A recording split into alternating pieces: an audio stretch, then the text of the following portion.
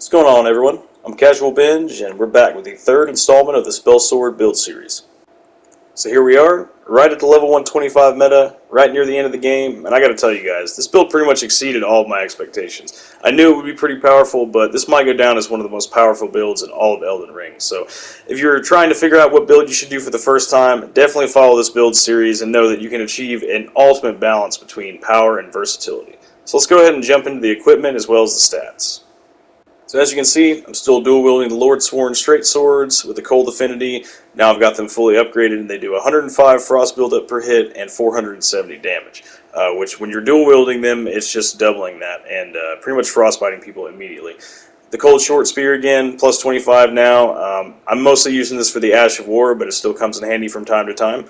Azur's Glintstone Staff, this is all about fast casting. It's not really that much more of an FP cost to use. I'm not using anything else that uses more FP cost as well. So this is kind of how I balance it out. It's all speed, not necessarily the damage output of each spell.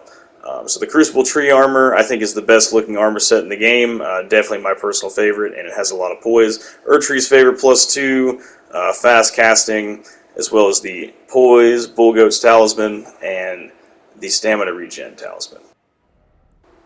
So like I said, I'm level 125 with 40 Vigor, 37 Mind, 27 Endurance, and 60 Intelligence. Everything else is at level 10 from the Wretch starting class. So basically I wanted to land here because this with the Erdtree +2 Talisman gives me over 1500 HP and over 200 FP just on its own and 132 Stamina. And it also allows me to medium roll with all of my equipment.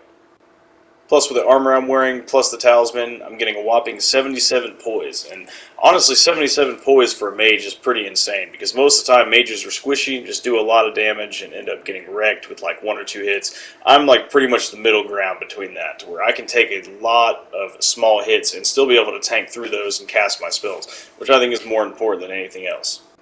And even though this is an intelligence build, I decided to leave intelligence at 60. I know it hard caps out at 80, but for what I'm trying to do, I think that 60 is a great place to land, because that's where you can use Common Azure for PvE and occasionally PvP, and just most of the spells that you're going to be using. And I think it's wiser to allocate your points into things like health and stamina and FP, so you can cast more spells and, you know, all that good stuff.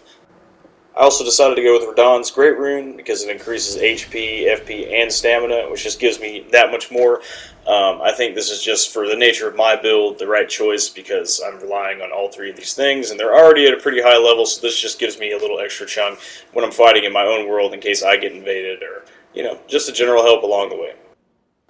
So just a quick note on the Flask of Wondrous Physic before we hop into PvP. I like to use a combination of the Cerulean Hidden tier with the Magic Shroud and Crack tier for some occasions, and the Opaline Bubble tier, again, with the Cerulean Hidden tier.